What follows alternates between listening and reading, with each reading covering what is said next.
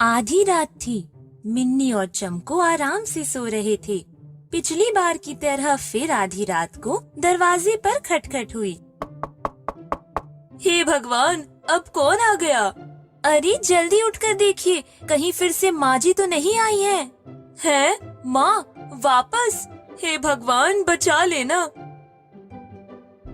वह भगवान का नाम लेकर दरवाजा खोलता है और ये क्या, दरवाजे के सामने तो सच में उसकी माँ ही खड़ी होती है। लेकिन इस बार कोई और भी होता है उनके साथ। अरे हट परे, अंदर तो आने दे।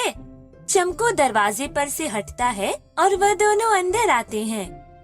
माँ आधी रात को ही क्यों आती हो? अरे तुझे पता नहीं कि यहाँ की ट्रेन आधी रात को ही पहुँचती है? चल हट, मुझे बहू से मिलने दे। मिन्नी थोड़ी बाल ठीक करके आती है।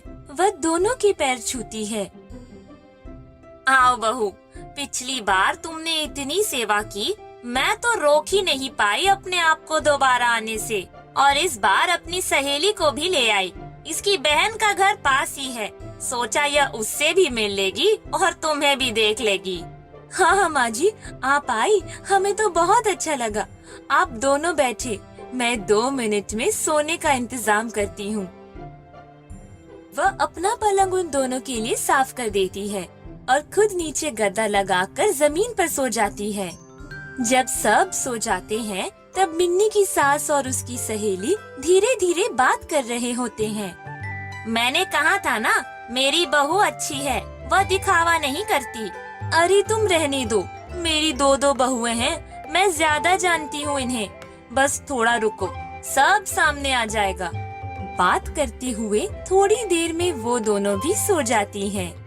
सुबह होते ही मिन्नी सबके लिए नाश्ता बनाती है। अरे यह क्या बना दिया, मैं यह सब नहीं खाती।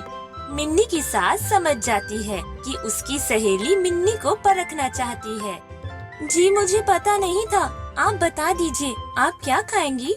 क्यों, तुम्हें इतना समझ नहीं है कि मेहमान को क्या खिलाना चाहिए? वह जानबूझकर उसको उकसाने के लिए कहती है, पर मिन्नी कुछ नहीं कहती। वह चुपचाप रसोई में दूसरा नाश्ता बनाने चली जाती है। ओहो, अब क्या बना लाई? खाती तो मैं यह भी नहीं, पर कोई बात नहीं, आज खा लेती हूँ, आगे से ध्यान रखना। मिन्नी वापस अपने काम में लग जाती है। वह अपने सास के भगवान को नहलाकर तैयार कर देती है। सास काफी खुश होती है। देखा, कहा था ना, मिन्नी अलग है, तुम रुको अभी। वह मिन्नी से बोलती है। अरे यह क्या, बस नहलाने से थोड़ी ही ठाकुर जी खुश हो जाते हैं। इनके नए कपड़े और ताज़ा प्रसाद कहाँ है? जी कपड़े आधे बन गए हैं और प्रसाद के लिए गंगा जल लाना है। अभी मैं चमको को बोलूँगी, बाजार से ले आएंगे। हाय राम, अपने पति से काम बोलेगी। हमारे जमाने में तो हमारी जुबान ही नहीं खुलती थी पति के सामने, तुम उसको काम कैसे बोल देती हो? तब मिन्नी चप्पल उतार कर अपने पैर दिखाती है। उसके पैर में पट्टी बंधी होती है, जिसमें थोड़ा खून भी आ रहा होता है। अरे मिन्नी, यह क्या हो गया? कब लगी? तुमने बताया नहीं। कल ही लगी, जब आपके लिए दरवाजा खोलने आ रही थी, कील चुभ गई थी। अरे बताया क्यों नहीं? कल से दर्द में काम कर रही हो। मिन्नी कुछ नहीं बोलती, चुप रहती है। सास उठकर रसोई में जाने लगती है तो सहेली हाथ पकड़ लेती है। मिन्नी वापस रसोई में चली जाती है। शाम को, अरे बहू, तुम भगवान के कपड़े बनाने वाली थी ना, क्या हुआ? आप दोनों एक बार रसोई में आइए। वह दोनों उठकर रसोई में जाती है। उनकी नजर भगवान के कपड़ों पर जाती है। सहेली की आंखें फटी की फटी रह जाती है और सास खुशी से फूली नहीं समाती। देखा, कितने ज्यादा खूबसूरत कपड़े हैं, मेरी बहू जैसे कोई नहीं है। वह प्यार से उसके सर पर हाथ फेरती है, पर सहेली एक शब्द नहीं बोलती। तुम कुछ भी बोल लो, मुझे तो यह लगता है कि बहुएं ना हमारी जायदाद हथियाने के लिए ऐसा करती है। नहीं, बिल्कुल नहीं, मिन्नी ऐसी नहीं है, तुम परख लेना। परखना क्या है, अभी लो देख लेना।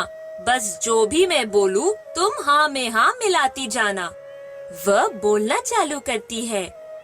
आजकल का तो जमाना ही खराब है। मेरी बहू तो मुझे पानी भी नहीं पूछती। अच्छा?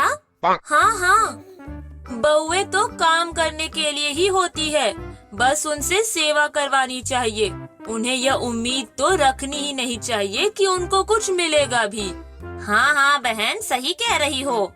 बीच बीच में वह झुक झुक कर देखती रहती है कि मिन्नी का ध्यान है या नहीं, पर मिन्नी अपने ही काम में मस्त होती है। अरे इसका तो ध्यान ही नहीं है, कैसे सुनाऊं उसको यह सब। चलो ऐसा करते हैं, रसोई में पानी पीने के बहाने चलते हैं। अरे छोड़ो ना तुम, जब वह चुपचाप अच्छे से रह रही है तो तुम भी आराम करो ना। अब उसी दिन देख लो, तुमने उसे जानबूझकर नाश्ते के लिए परेशान किया, भगवान के कपड़ों के लिए डांट लगाई, गंगा जल के लिए बोला। क्या मैं समझी नहीं? तुम उसको उकसा रही हो बस, पर वह कुछ नहीं बोलेगी, वह काफी समझदार है। तुम रहने दो, मेरी दो दो बहुएं हैं, मैं जानती हूँ इनको। उसकी सहेली बस हमेशा यही कहकर उसे चुप करा देती है। एक रात सहेली के बेटे का फोन आता है। माँ, मुझे कुछ रुपया चाहिए, मुझे लोन चुकाना है। अरे मेरे पास कहाँ है कुछ, यह जमीन की बातें तो दिखावे के लिए है, तुझे तो पता ही है। जमीन जायदाद कुछ भी तो नहीं है, यह गहने तक तो नकली है। पर माँ, अगर लोन नहीं चुकाया तो मुझे जेल हो जाएगी। जेल की बात सुनते ही वह घबराकर ऊंची आवाज में बोल पड़ती है। क्या जेल? अरे क्या हुआ, बड़ी परेशान लग रही हो। सहेली की आंख में आंसू आ जाते हैं और वह अपनी सच्चाई बस मिन्नी की सास को बताती है। मिन्नी जो उनके दरवाजे पर खाना लेकर खड़ी होती है, सब सुन लेती है। अरे हमारे होते हुए ऐसे कैसे हमारे भैया को जेल हो जाएगी, आप रुकिए। मिन्नी अपना बचाया हुआ सारा पैसा सास के सामने रख देती है और कुछ गहने भी। ये लीजिए, इनसे हो जाएगा आपका काम, और अगर न हो तो बताइएगा, हम मिलकर और पैसों का इंतजाम कर लेंगे। इतना सुनते ही वो आंखों में आंसू लिए अपना सर शर्म से झुका लेती है। मैं तुम्हें गलत समझती थी, तुम तो सच में हीरा निकली।